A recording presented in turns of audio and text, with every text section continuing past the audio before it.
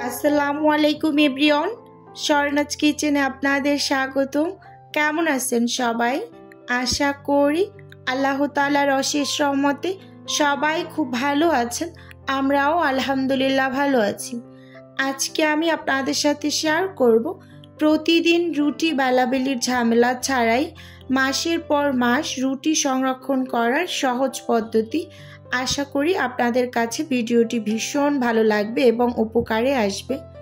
প্রথমে এখানে আমি 2 কেজি আটার একটা প্যাকেট নিয়ে নিয়েছি, তীর আটা। আমি 1 কেজি আটা দিয়ে রুটি তৈরি করে নেব।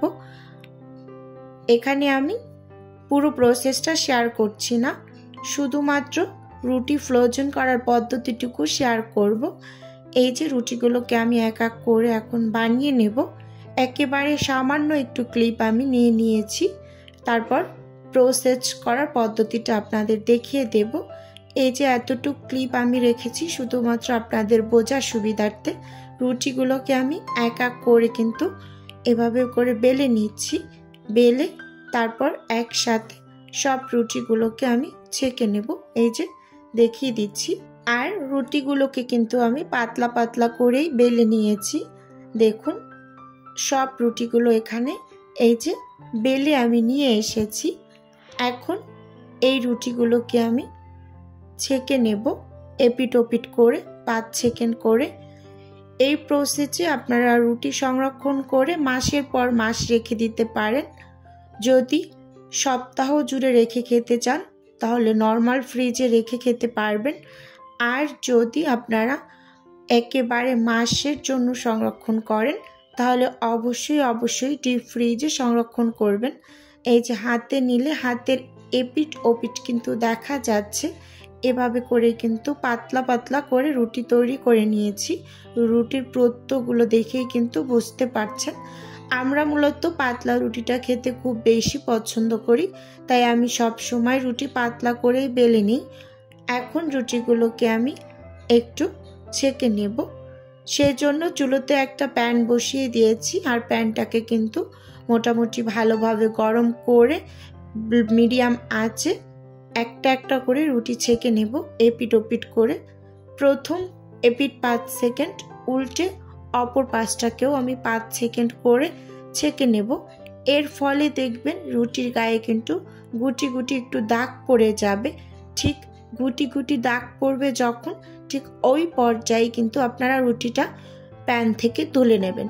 না হয় রুটি খুব বেশি ছাঁকা হয়ে গেলে শক্ত হয়ে যাবে, পরে ভেজে খেতে গেলে ভালো লাগবে না এবং ফুলবেও না।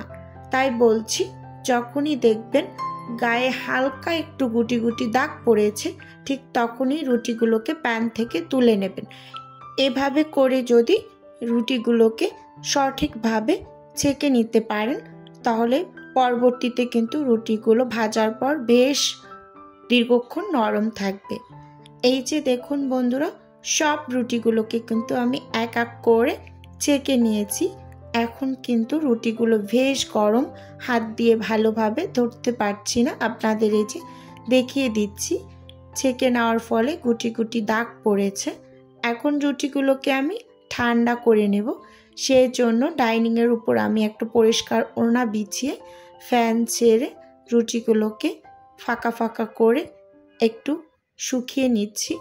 কারণ রুটি যখন আমরা ছেঁকে নিই তখন রুটির গায়ে একটা পানি পানি ভাব থাকে, ভেজা ভেজা, গরম থাকার কারণে। এজন্য আমি এভাবে করে ফ্যানের নিচে রেখে শুকিয়ে নিয়েছি। একেবারে ঠান্ডা করে নিয়ে এসেছি, আপনাদের দেখিয়ে দিচ্ছি। দেখুন রুটির গায়ে কিন্তু কোনো টাইপের পানি নেই, একেবারে রুটিগুলো শুকনো, দেখতেই পাচ্ছেন। আর দেখে কিন্তু বোঝাও যাচ্ছে কতটা শুকনো হয়েছে। রুটিগুলো একেবারে ঠান্ডা হয়ে গিয়েছে। এ পর্যায়ে আমি বক্সে করে সংরক্ষণ করে রাখবো ফ্রিজে। আপনাদেরকেও বলছি, রুটি সংরক্ষণ করার ক্ষেত্রে রুটিগুলোকে খুব ভালোভাবে কিন্তু ঠান্ডা করে নেবেন। না হয় কিন্তু গরম থাকলে রুটিগুলো ঘেমে রুটির গায়ে পানি পানি একটা ভাব চলে আসবে। এখন আমি রুটিগুলোকে সাইডে রেখে এখানে একটা রুটি বক্স নিয়ে নিয়েছি। রুটি বক্সটাকে আমি একটা টিস্যু পেপার দিয়ে নিচটা খুব ভালোভাবে কভার করে নিচ্ছি। দেখতেই পাচ্ছেন আমার রুটিগুলো যেহেতু এক সাইজের হয়েছে, তাই আমার এই যে এই টিস্যু পেপারটাই কিন্তু খুব সুন্দরভাবে কভার হয়ে গিয়েছে। রুটিগুলো কিন্তু খুব বেশি বড় না, আবার খুব বেশি ছোটও না, মাঝারি সাইজের। এই যে একটার পর একটা রুটি কিন্তু আমি রেখে দিচ্ছি। যেহেতু আমার এখানে বেশ অনেকগুলো রুটি হয়েছে, তাই আমার একটা বক্সে রুটিগুলো ধরবে না। আমি আর যে কয়েকটা রুটি থাকবে সেটা আমি আলাদা বক্সে করে তুলে রেখে দেব। ভিডিওর এই পর্যায়ে ছোট্ট করে আমার ভিউয়ার্স আপুদের কাছে একটা লাইক চেয়ে নিচ্ছি। ভিডিওটা যারা ক্লিক করেছেন এই মুহূর্তে অবশ্যই একটা লাইক দিয়ে পুরো ভিডিও দেখা কন্টিনিউ করবেন। আর খুব বেশি ভালো লেগে গেলে চ্যানেলটি সাবস্ক্রাইব করে আমার সাথেই থেকে যাবেন। এখন আমি এই রুটিগুলোর উপরে একটা টিস্যু পেপার দিয়ে ঢাকনা দিয়ে ঢেকে নর্মাল ফ্রিজে রেখে দেব।